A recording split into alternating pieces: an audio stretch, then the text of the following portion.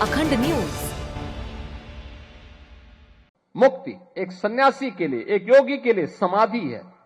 याद करिए, धर्म धर्म केवल उपासना विधि नहीं है। उपासना विधि व्यक्ति की स्वयं की उपासना हो सकती है, उसको थोपा नहीं जाता है। लेकिन धर्म का जो व्यापक स्वरूप है वह बृहद है, यतो अभ्युदय निःश्रेयस, यानी जिसमें दोनों की सामर्थ्य हो। अभ्युदय का मतलब सांसारिक उत्कर्ष। इस जीवन में आदि दैविक, आदि भौतिक और आध्यात्मिक तीनों प्रकार के विकास की प्रक्रिया को आगे बढ़ाना। भौतिक विकास को, आध्यात्मिक उन्नयन को, सांस्कृतिक उन्नयन के लिए पहला पक्ष है। और जब हमारा इस क्षेत्र में हम पारंगत होंगे तो स्वयं ही निःश्रेयस का यानी मुक्ति का मार्ग प्रशस्त होगा। मुक्ति एक सन्यासी के लिए, एक योगी के लिए समाधि है। एक छात्र के लिए अपने जीवन में पारंगत होना, अपनी एक क्लास से दूसरी क्लास में पारंगत होना, पास होना, सफलता की नई ऊंचाइयों को प्राप्त करना, यह उसके जीवन का हिस्सा है। यही उसके जीवन का उमंग है। एक क्लास से पास हुआ, दूसरी क्लास में गया, उसके पहली क्लास से मुक्ति मिली, अगली क्लास में नए जीवन की शुरुआत उसने प्रारंभ की। यानी दोनों, हमें अभ्युदय के लिए भी कार्य करना है और निःश्रेयस के लिए भी कार्य अपने आप होता हुआ दिखाई देगा। और इसी के लिए भगवान श्री कृष्ण ने कहा था, यही कुरुक्षेत्र की धरती पर कि कर्मण्येवाधिकारस्ते मां फलेषु कदाचन। यही है उसका भाव। कर्म करिए, अच्छा कर्म करेंगे अच्छा फल प्राप्त करेंगे, बुरा कर्म करेंगे तो उसको आपको कोई ताकत उस पाप से वंचित नहीं कर सकती। उस पाप को, वो पाप आपको घेरेगा ही घेरेगा। अच्छा करेंगे, आपके पुण्य पर कोई डकैती नहीं डाल पाएगा, कोई नहीं डकैती डाल पाएगा। और इसीलिए अच्छा करने के लिए हमें कार्य करना होगा। अच्छा करने के लिए गलत नहीं करेंगे, सही करेंगे। नशा के खिलाफ अभियान चलाएंगे। जन जागरण के एक व्यापक अभियान के साथ चल रहे धर्मांतरण के वैध और राष्ट्र विरोधी गतिविधि को कंट्रोल करेंगे।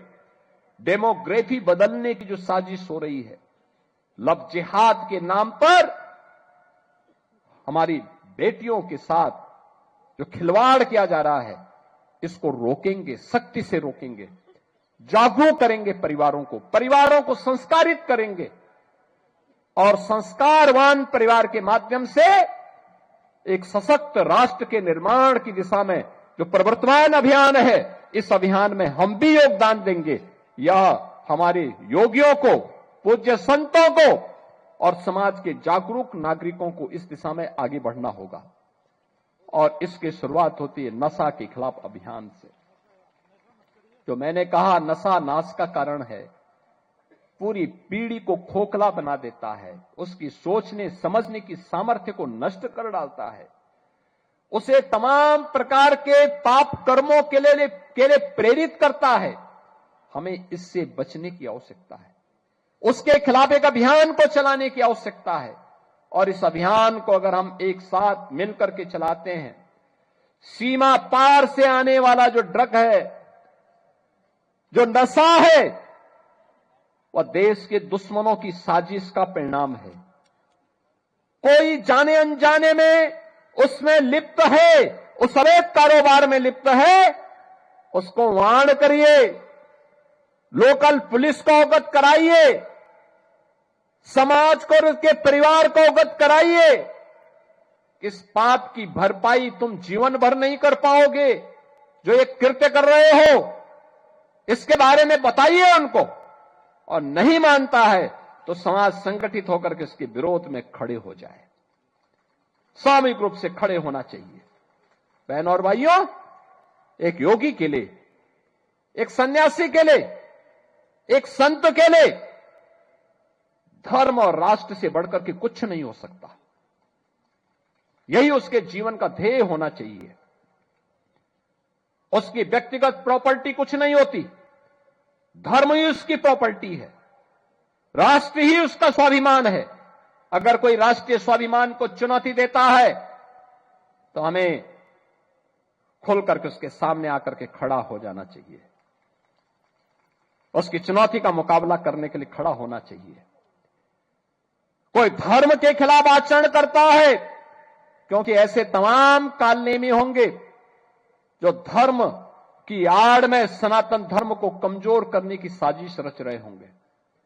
हमें उनसे सावधान होना होगा, उनसे सतर्क रहना होगा। अगर हम सतर्क हैं तो कोई आने वाले समय में हमारी जो यात्रा चल रही है, आज भारत एक नई आभा के साथ आगे बढ़ रहा है। देख रहे हैं ना, दुनिया में जब हलचल है, अराजकता है, अव्यवस्था है, लोग लड़ रहे हैं आपस में, तब भारत एक शानदार यात्रा के साथ आगे बढ़ रहा है। आप सोचो, इस शानदार यात्रा नहीं होती तो प्रयागराज में मौनी अमावस्या के दिन मात्र माघ मेला है, कुंभ नहीं है। कल यानी